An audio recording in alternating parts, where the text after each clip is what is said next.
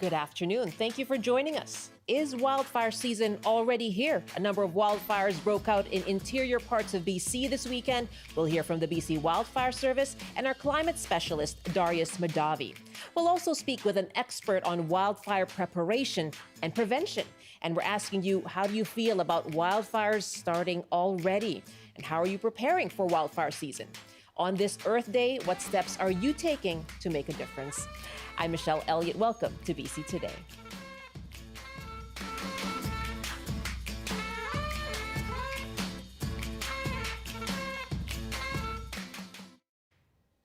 Thank you for joining us on CBC Radio 1, CBC Television, and live streaming on the CBC News app, cbc.ca/BC, and on the CBC Vancouver YouTube page.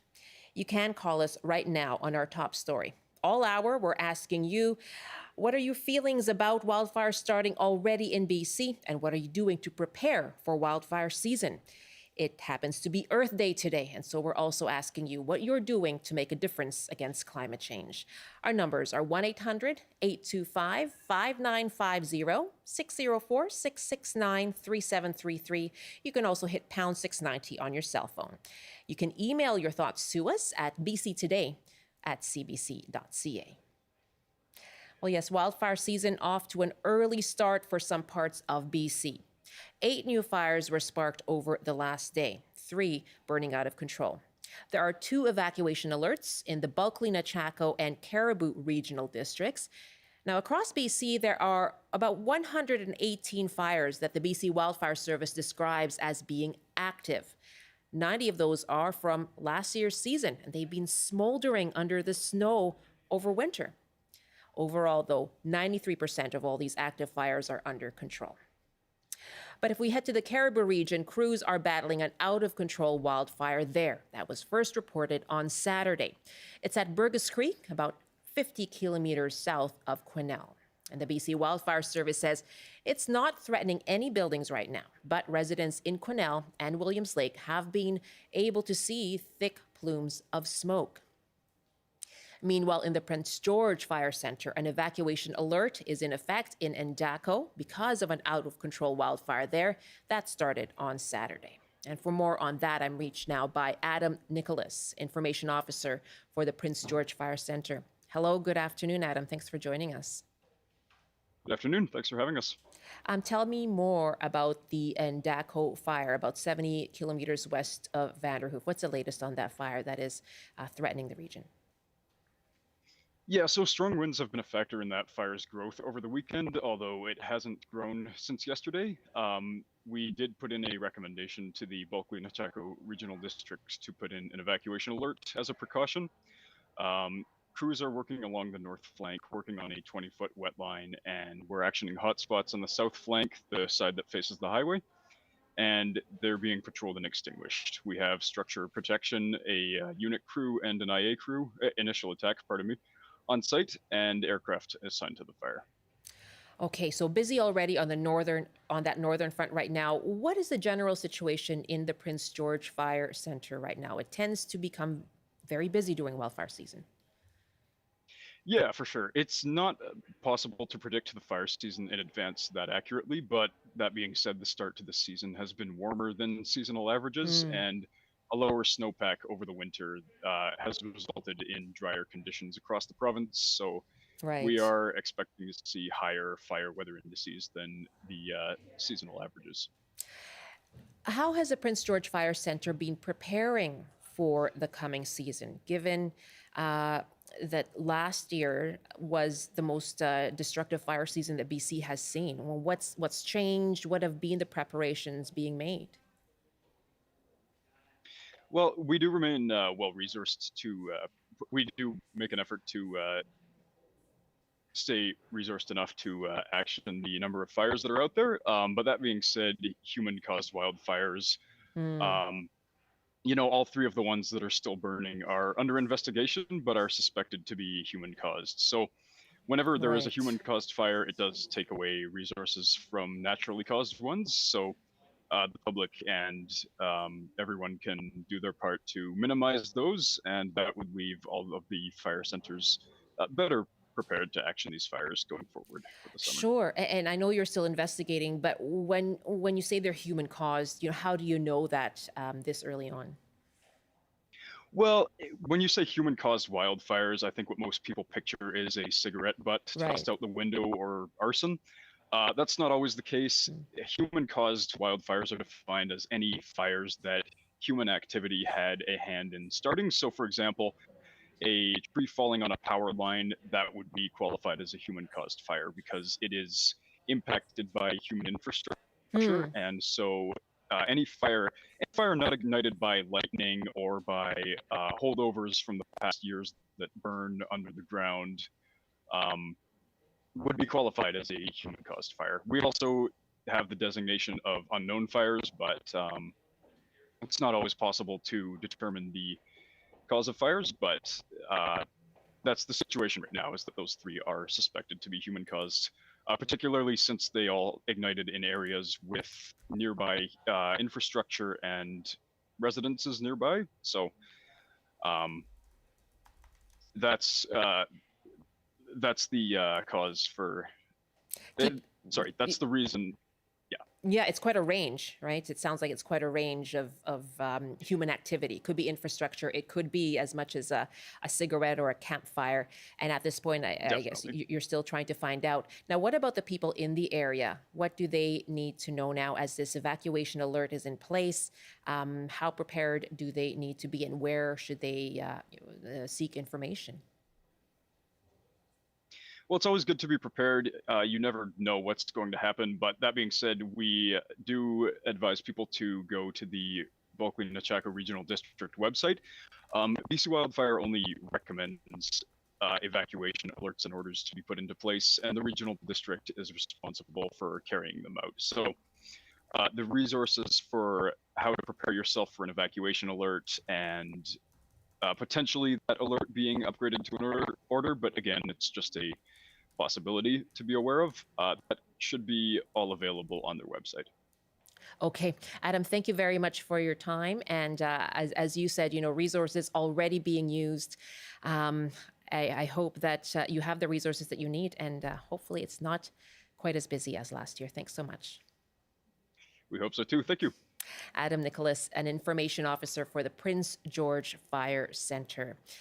We are asking you throughout the program today, given a number of fires sparking over the weekend in interior parts of BC and up further north as well, what are your thoughts? How do you feel about wildfires already starting?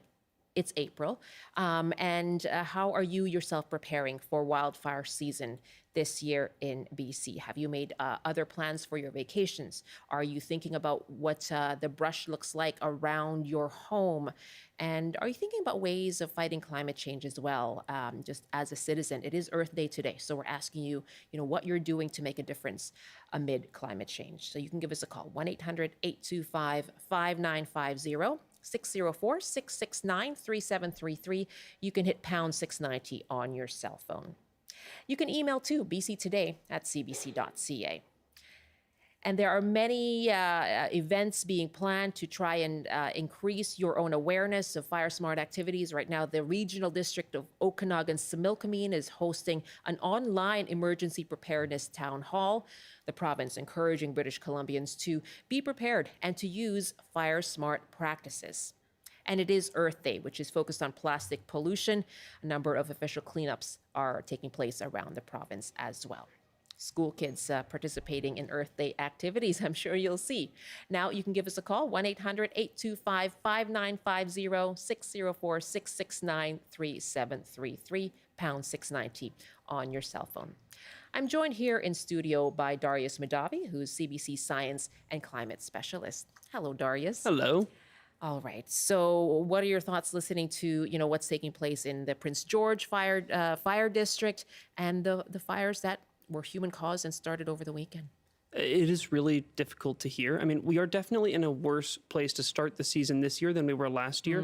If we just look at the snowpack, for instance, right now we're about 40% below normal. And last year we were only 10% below normal, 12% at this time of year. So we're definitely in a worse place to start off. We've had these drought conditions, especially in the Northeast, yeah. that have continued since 2022. We're not in a good place to start the season. With that being said, though, it's very unlikely that this year is going to be as bad as last year. Last year was extraordinary. The conditions that occurred were just sort of the perfect storm to cause a lot of really nasty fires that spread really quickly. So this is likely to be a bad year, especially a bad start to the year. It's hard to say for the summer, but it's not likely to be a repeat of last year at the very least. How do you compare the two? You know, what was unique about last year that we're not seeing this year so far? Well, it's less of what we're not seeing this year and more of how extraordinary last year was. I mean, there was nothing that even no previous year has even come close to what we saw last year. There were times where we had fire starts and just by chance we had these really awful conditions, these really hot conditions for a week, several weeks on end. Extremely high winds that came from just the right direction to push it towards communities or towards areas that could easily burn. And those conditions aren't likely to be repeated, which is good news. But with that being said, given how bad our position is right now, it's really important that people be prepared for what could be a nasty season for many areas. So even though it probably won't be as bad in terms of total area burned, it could still be particularly devastating for certain areas. Yes, and just to remind people of last year's statistics, the 2023 wildfire season has been the most destructive in BC's recorded history. More than 2.84 million hectares of forest and land burned. And of course, as you know, tens of thousands of people forced to evacuate and hundreds of homes and structures were either lost or damaged. So as we head into a new wildfire season, thankfully, we can sort of think that it's not going to be as bad as last year. So many things were unique about last year. But what are you doing to prepare for wildfire season in BC? And how do you feel hearing news about wildfires already in the interior? 1-800-825-5950, 604-669-3733. You can hit pound 690 on your cell phone. Let's head to Cold Spring now. And Rob is on the line. Hi, Rob. You were a firefighter for many decades. Just mentioning that in Vancouver, during the rainy seasons of Halloween and that, we would have so many fires that were started by fireworks getting into cedar shrubs. Yes. That I woke up Saturday morning, just thought about it, and I took the cedar shrubs that were around my house and I eliminated them. Just to avoid that potential of the cedar catching on fire and then my house catching on fire. How dry were they, Rob? Up here in the interior, they were really extremely dry. It was just inside of them was just all dead pine needles and cedar needles that are tinder dry and ready to ignite. Wow. So just recommendations is, you got to take care of your house a little bit. And if the cedars they were about, I'd say 12 feet high. But if they were to get going, they would definitely get my cedar siding going and possibly my roof. And I just eliminated that threat. Wow, Rob, thank you. And can you tell me more about why, you referred to your experience as a firefighter in Vancouver and dealing with those fireworks and fires caused by fireworks over Halloween? How do you, I guess, how much of a motivation was that for you to get out there and clear the brush, clear the cedar brush from around your house? Oh, 100%. I mean, we, like I said, in Vancouver, through October, we get rain like daily. And for the cedar to be able to ignite from the inside during that time of the season with that amount of rain, like constant, it still didn't prevent the cedar shrubs from going up in flames. So it was 100% motivation to get rid of them. Rob, thank you very much. I applaud you for doing that and for the reminder for our listeners too. Thanks so much for the call. All the best to you. In fact, we had Brian Minter here on the show on Friday, and someone called in who had been affected by a wildfire in Callista. And we may hear that later on in the show, in fact. But she was asking about what she could plant, and boxwoods was something that Brian said, that's going to be too flammable. So stay away from that. Yes, and just in general, absolutely brush that could be dry and to catch fire, especially if it's large, is a big problem. And just any sort of wooden furniture, anything that could catch, try and keep it far from your home when we get into when you have these really dry conditions, when you are at risk especially. Try and keep it at least 5 meters, if not 10, away from your home, because that should help prevent, if it does catch, if something does happen, it's spreading to your house, to the structure. Okay. Thanks again for the call, Rob. Again, if you want to join us, 1-800-825-5950, 604-669-3733. We're asking you, how are you preparing for wildfire season in BC? And how did you feel hearing that there were a number of wildfires already sparking in the interior? You can call us and let us know on the program. Jeff is up next now in Kelowna. And I'm sure this is something that's affected you, Jeff. Yeah, it hasn't affected. I guess it affected me directly last year with the fires that we had in West Kelowna here. Absolutely. My comment is, I guess, not so much about what I do around my home, but in regards to, in my opinion, the lack of proper resources that the BC Wildfire Services do not employ.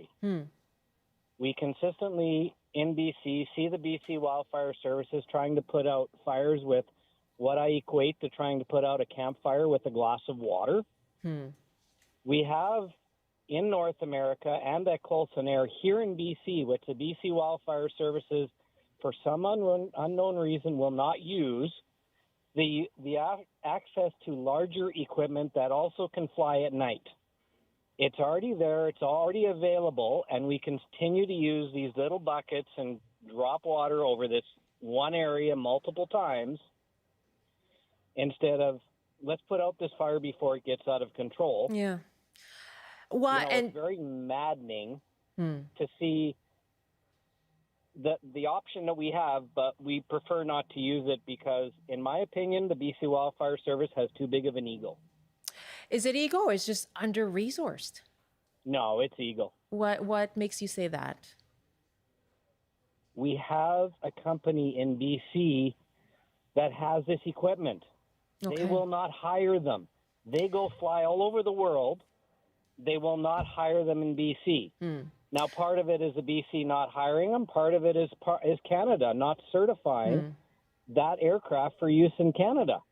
They use it in the States. They use it in Mexico. They use it in Europe. Why can't we use it in or in Canada? My guess is because if the fire goes out too quick, they can't keep pushing their climate change agenda. Well, that's a separate issue, right? We're talking about the impact of climate change on severity of extreme weather events. Given last year's severe wildfire season, of course, the most destructive in BC's recorded history. But we're also talking about what you're saying is this not using or refusing to use, as you would say, this resource that might be available in BC.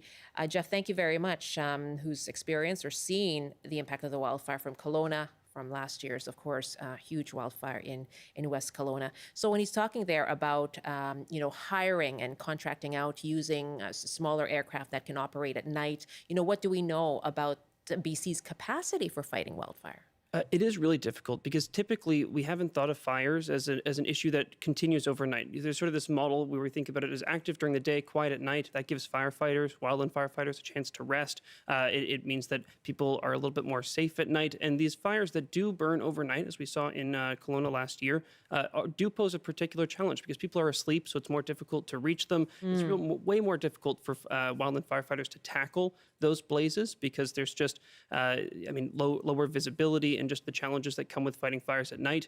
Now, this year, for instance, Alberta has announced that they have already acquired new equipment that will allow them to fight more of those overnighting fires because they are becoming more common. There was actually a study just out last month about how these fires are growing in how common they are burning overnight, these really active fires. It's really only the largest fires that do this typically, and they have other risks associated with them as well. They're often the same fires that cause these are large enough to generate their own weather. So they cause what's called pyrocumulonimbus. They're these massive storms. They can generate their own winds to help them spread more, not intentionally to help them spread more, but they do help them spread more. They can cause lightning to cause new fire starts. So these are the really dangerous fires. And so Alberta buying these new these special equipment that can help them fly at night and tackle these fires equipped with night vision is definitely beneficial. I can't speak to whether BC is doing the same, but I will also talk about how the small aircraft that we heard about. It's less about trying to put out the fire than it is to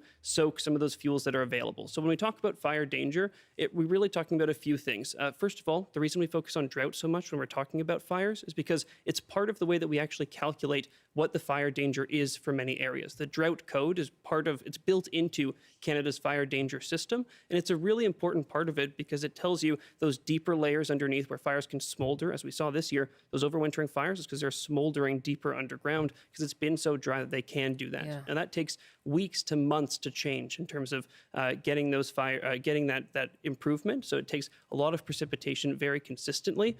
Which we haven't had. Which we haven't had, absolutely. And so the goal of those aircraft is not to alter the drought code. That piece of the equation, it's to change the impact of the fine fuel. So this is another part of it. It can change in hours or even minutes. If you get a heavy downpour, those fine fuels get soaked. That fire is not going to be able to spread as effectively. You can see high fire danger drop to low fire danger with one major downpouring of rain, preventing that fire from spreading because it can't catch those lighter fuels on top that then need to burn in order to cause that fire to spread in those deeper layers as well. So the goal of those smaller aircraft dropping the equivalent of a glass of water on a campfire is not to put out the fire, it's to prevent it from spreading. It's the equivalent of soaking the ground around the campfire to avoid it from spreading to your tent. Okay, interesting you mentioned Alberta because they have also seen, of course, an early start as well to wildfires and some more this weekend. Darius, really great to have your expertise again. Thank you. Thank you. As Darius Madavi, CBC's Science and Climate Specialist. We're going to hear from a forest management expert in our next half hour here on the program. In fact, it's 12:27 now, 1:27 in the Mountain Time Zone. You're with BC Today. Now, firefighters themselves are also preparing for a busy wildfire season. For the first time in BC, they're going to be offered masks to protect them from toxins and smoke. And the CBC's Shelley Joyce has this report from Pemberton. This is Kyler Golin's 12th season fighting wildfires in BC, and his first wearing a mask. I mean, it feels good considering it. I mean, I can definitely see how it would present challenges, obviously working on the side of a steep hill or obviously doing all of our hand work and kind of drills like that, but yeah, I mean, comfy. Mike McCulley is with the BC Wildfire Service. He says finding the perfect mask for a forest firefighter is tricky. They're all high-level athletes that work for us, and all of their safety gear has to be light, portable, and adaptable. It has to be something that they can keep clean. They have to be able to maintain it. They have to know how to use it properly and put it on. We're going to put the tools that we know work through research into the hands of our fire crews, but we won't stop there. We'll continue to evaluate and adapt and adjust, which at some point may mean tweaking the products that we have. My name is Emily Bennington. I am a second-year initial attack firefighter based in Pemberton, BC. Let's talk about that mask. You took it off to talk to me. Yeah. Why? What did it feel like? I found the mask pretty constrictive. I think I would definitely struggle with it doing the work that we do. I see the benefit of it, but I think practically I would find it hard to work with. Do you think about the dangers of the job when you do it? I absolutely do, yeah. Especially last year with the number of fatalities and accidents we had. It's definitely something that's on my mind every time I'm working the fire. So the fire crews are preparing right now for the summer. And by the end of the season, everyone will know if these masks and respirators are a good fit in their kit. Shelley Joyce, CBC News, Pemberton.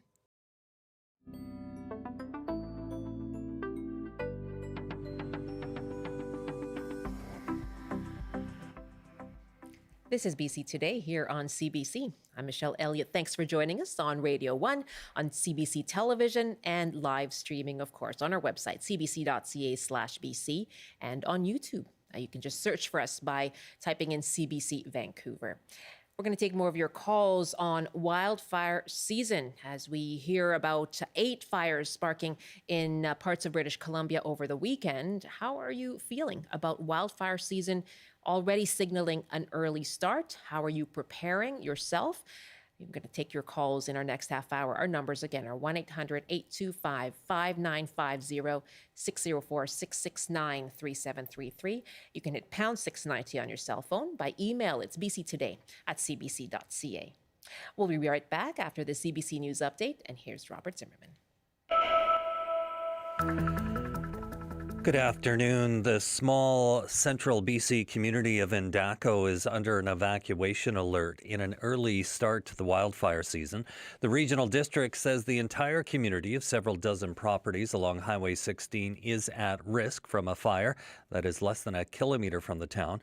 Meanwhile, residents of about 6 parcels of land in the Cariboo have also been warned to get ready to leave because of the nearby Burgess Creek wildfire. A man is dead following a kayaking incident in Deep Cove on Saturday. Police say 2 kayakers were thrown into the water when their boat flipped. One man was in medical distress and died on scene. And the RCMP say the search for 2 missing kayakers off southern Vancouver Island is widening, with a focus around San Juan and Lopez Islands in U.S. waters.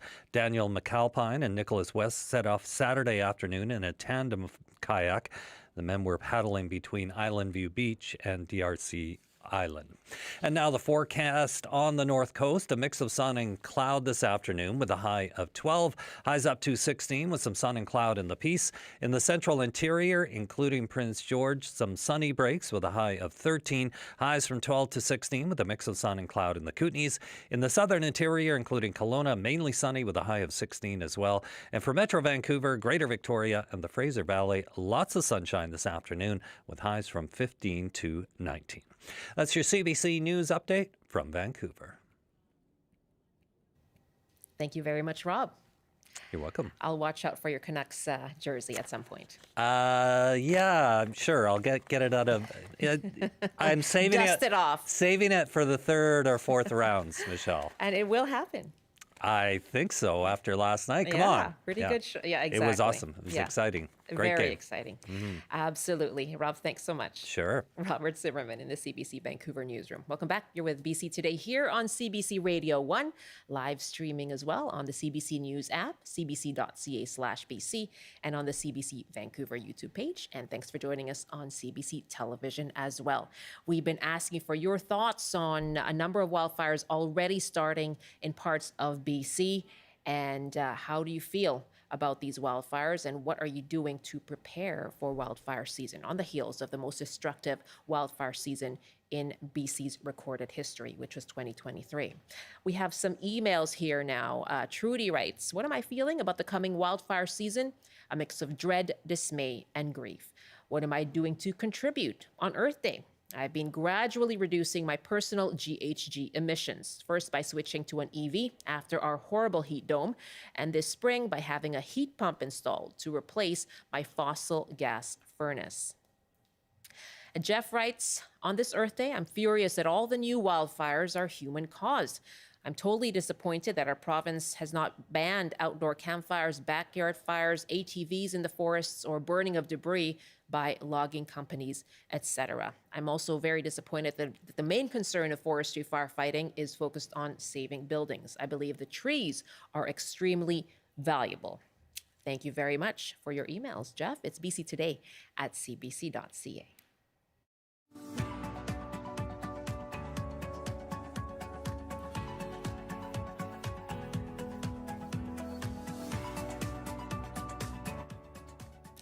Well, 8 wildfires were sparked over the weekend in the interior northern parts of the province. Our warm and dry spring weather is raising that fire danger. It is April. Last year's wildfire season, as we've been mentioning, was the most destructive in BC's recorded history. We've been asking you this hour, how do you feel about wildfires already starting in BC, and how are you preparing for wildfire season? It is Earth Day today as well. So amid all of this, what do you see as your role in fighting climate change? You can call us 1-800 825 5950 604 669 3733. You can hit pound 690 on your cell phone. And many emails are coming in to bctoday@cbc.ca, people with firsthand experience.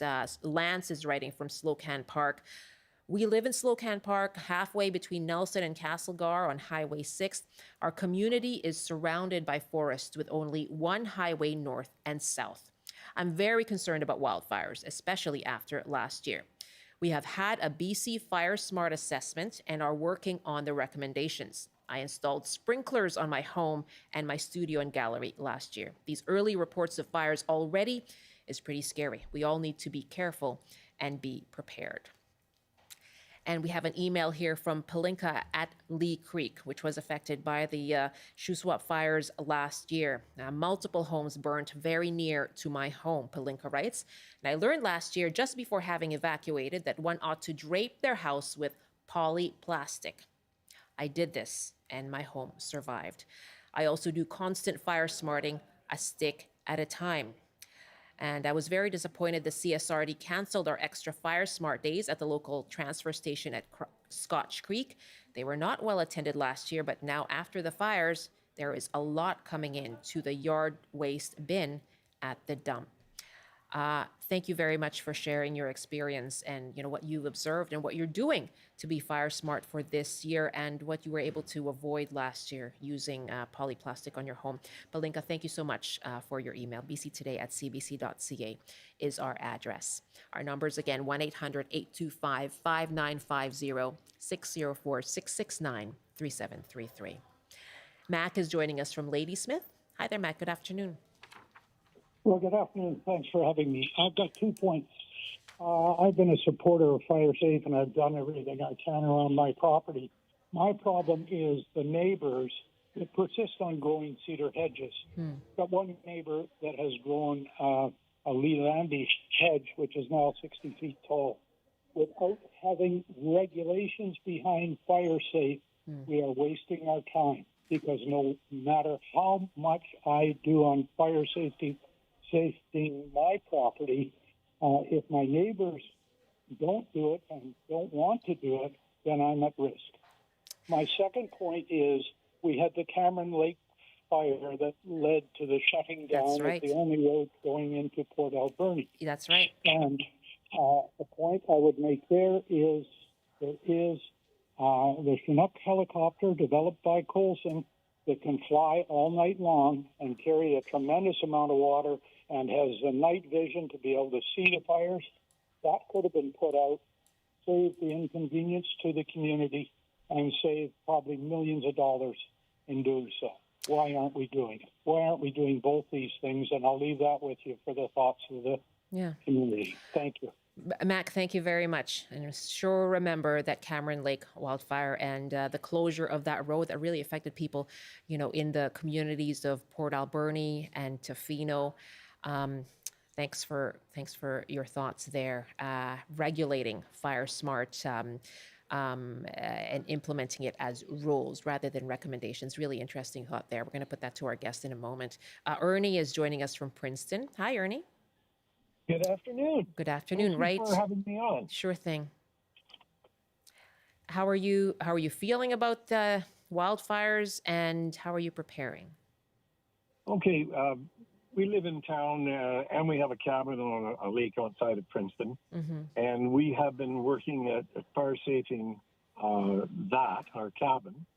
Our house property is quite bare, but one interesting concern I have, I'm an elder, and I grew up in Kenora, Ontario, and we had forest fires. We had lots of forest fires, and we had descriptions of forest fires. We no longer have forest fires. Everything is wildfire, whether it's 2 acre or 200 acres or bigger. So I think the nomenclature could be changed a little bit in describing fires. They are not all wildfires. Some are easily contained, some are under control, and some are not.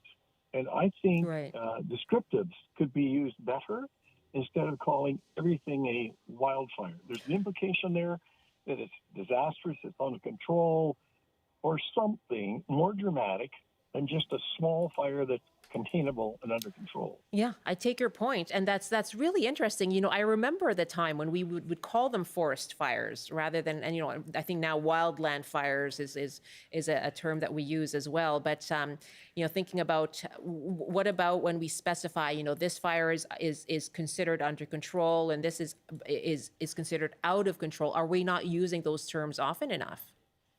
I don't think so. Everything I hear that involves flame is called a wildfire. And in Princeton, you know, we're right in the middle of logging, and you sure are. Yeah. Every year we would see burn piles in the fall, less now than we used to. And we're lucky. Last year we were quite clear of fire, but a lot of people with cabins and outside of town, I think, are being more judicious in caring for their land. But I think for communication purposes, instead of calling every flame a wildfire, I think they could change the nomenclature, talk about forest fires and talk about wildfires. Yeah. Now, who defines what? Well, that's not up to me. But I think it would be better for communication for people, whatever they're involved in, whether it's a cabin or their house or a farm or a ranch. Yeah. Really interesting point, Ernie. Thank you very much for the call. Thank you for having me on. It's great to have CBC. There's Ernie in Princeton. Great to have you on the show. Our numbers again, 1-800-825-5950, 604-669-3733. And pound 690 on your cell phone. If you'd like to comment on any of those points, you know, either of the points that were just raised about regulating fire smart, the use of Chinook aircraft. You know, we've talked about that, using smaller aircraft that can operate throughout the night. Darius Madavi referred to or described the explanation for not at this point, or not last year and previous years, operating at night. And terminology as well. Would you like it to be more specific so you know exactly what's happening? Love to hear from you on the open line. Right now, to join us, I'm joined by Justin Perry. He's a member of the Métis Nation BC, also an instructor of forest and natural resources management at BCIT. Good afternoon. Thanks so much for being with us again. Good afternoon. Thanks for having me again today. Well, we've had many points already. Maybe I'll just jump off of what Ernie just said. You know, in terms of communication, I guess what to you is the most important piece of information that British Columbians need to know right now? They're waking up and hearing news about, you know, 8 wildfires being sparked, human caused in parts of British Columbia. Here's how you prepare. But what's the most important piece of information do you think that people should know? If I can give out one piece of information, it's that when it comes to forest fires or wildland fires, there's no silver bullet. We need a holistic approach to it, and we need different layers of mitigation, prevention, and response.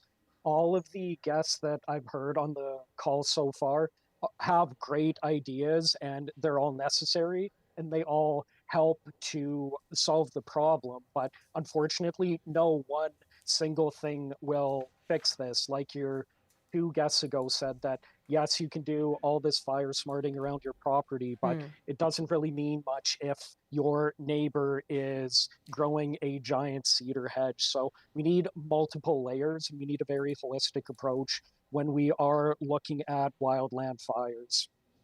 Wow. Okay. And, you know, that seems to be something that people are calling on their fellow citizens as well, right? They're saying you need to abide by fire smart regulations. Perhaps you can tell us more about what people could be doing. What does it mean to be fire smart as we head into even warmer weather than we've been having? There's many different layers to this, and I would say that every individual can make a difference, and us as individuals make up cities, which form a province. We need things at every layer. So if we start with the individual layer, like if people are concerned about this, there is a lot of great resources that FireSmart BC has on their website. And there are other things too, like you can do all this mitigation work, but you should still be prepared if there is an evacuation alert, which we already have at this point in the season, which is quite concerning. But anyways, there's no one thing. So we have to do mitigation, but you also have to be adaptable and be ready to respond to a problem that arises. We have an email on that note. Bruce writes, last year I queried several government agencies and fire departments in my local area to find a source for roof sprinklers, since one of my neighbors advised that they had procured one from a relatively distant fire department 2 years ago. I was unable to find a purpose-built product, and I hope that when I try again soon to source such equipment, I'll have better luck. Okay, so already trying to prepare, but looking at whether the proper equipment and products are available. That roof sprinkler, that we hear about that can be so useful. Can I ask you, Justin, coming off of that 2023 wildfire season, what's changed in terms of forest management in BC? I'll note that in the BC budget for this year, there is $21 million in capital funding toward wildfire fighting efforts, $56 million toward aerial firefighting, and then $60 million for community-focused risk reduction. Is BC improving in light of what happened last year? Yes, I would say we as a province are improving. And if I could make one point, it's that we've had over a century of complete fire suppression. So we've had a century of fuels building up. Now we have climate change drying up all of these fuels. So it's not something that's going to be fixed in the manner of years. It's really going to take decades of initiatives to ameliorate this problem. But I would say that, yes, we as a province are making steps in the right direction, but at the same time, we have that giant pool of funding for aerial attack and response, which is fine. But I would say that if there's one thing that we should be accelerating in particular, it would be being more proactive with the way that we manage our forests. And I can talk about that in as much or as little depth as you like. I would love to hear more about that, because this is what BC has been trying to implement more, indigenous knowledge and use and management of fires, and proactively, as you say, starting those prescribed burns. Have we been increasing that practice? Have we been able to, given that we've been in drought conditions for so long? So yes, but it's a very slow change. And for perspective, in the 2023 fire season, we had almost 3 million hectares of land burned. And if you look at the number of prescribed fires planned this year, it's in the hundreds or thousands of hectares. So it's a matter of scale. Yes, there are communities and the BC Wildfire Service that are doing these prescribed burns, and it's accelerating, but I would say it's not enough. And prescribed burning is not the only way that we can manage our forests proactively, but I would say it's one that's cost effective, and it's one that we as a province need to have a lot more discussion about, and a lot more training and competency to go towards being able to develop plans to do this in a safe way. Because some of your listeners may be thinking, well, is there a risk to prescribed burning? And of course there is, but we need to train people to be able to do it competently. And I would also say that the risk of doing these prescribed burns is significantly less than taking no action at all, because we know that the status quo is no longer working. Let's take another call here. I'll give out the numbers once again. 1-800-825-5950, 604-669-3733. You can hit pound 690 on your cell phone as we ask you, how are you preparing for wildfire season in BC? And James is calling us from Spence's Bridge. Hello, James. Welcome back to the show. Good day. I'm concerned about how our governments are not preparing for the fire season. How so? Well, they have not brought in legislation to make all new buildings fire smart, all new homes built in the bush fire smart. And on Radio West earlier in the week, there was a fire chief talking about how too many resources were spent fighting fires. This is the Kelowna fire chief, yeah. Yeah, and obviously not enough is being put into making homes fire smart. And it just takes an act of simple legislation or bylaws.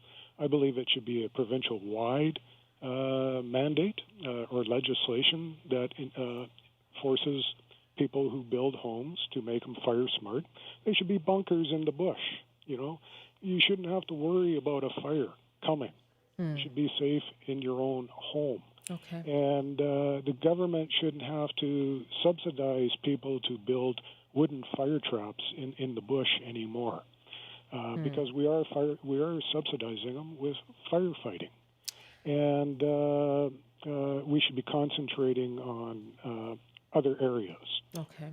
Yeah. On other areas, funding, changing the BC Building Code, enabling people to upgrade their homes and things like that. Yeah, and then the story's over for, except for the old homes that will be grandfathered out.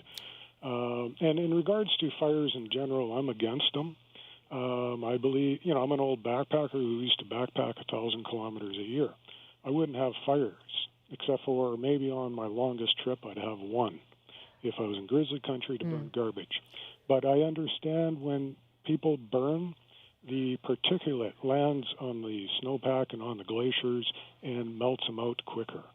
And the snowpacks and glaciers are getting too small in this province. I'm wondering if we're going to have enough hydro facilities, enough hydro water to generate hydropower in the future, or do we have to diversify the energy mix? Another consequence of the long-standing drought now, right? The drought and the fact we're cutting down forests that don't hold moisture, and we're putting a lot of particulate on the glaciers. A lot of factors there, James. Thank you very much. Thanks for the call from Spence's Bridge. Let me go back to our expert here, Justin Perry, Professor of Forest and Natural Resources Management, instructor at BCIT. What do you make of what he said? Are we building, does our building code need to change? It is changing, and I would say that, our last guest on the air was saying a provincial mandate for these wildfire development areas. Right. That may be a wise thing, but I can already say that there are municipalities that already do have these laws in place. We don't have a blanket provincial one, but certain municipalities do have them. And how are they doing in terms of enforcing it? There's fines and things like this, and beyond that, I don't really know what else you can do. But as an example, some of the things that they mandate are fire smart roofing materials, fire smart building materials, and also certain types of vegetation that you can plant in and around the homes that you're building.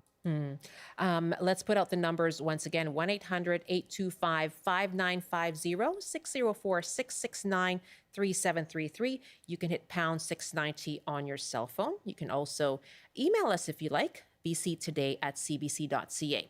We are asking you what your thoughts are when it comes to hearing about wildfires already starting in parts of the province, and asking you how you are preparing for wildfire season in BC. And we have an email here now.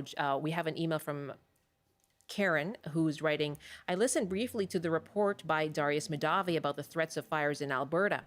I live in Burnaby and just returned from a visit with my son in Calgary.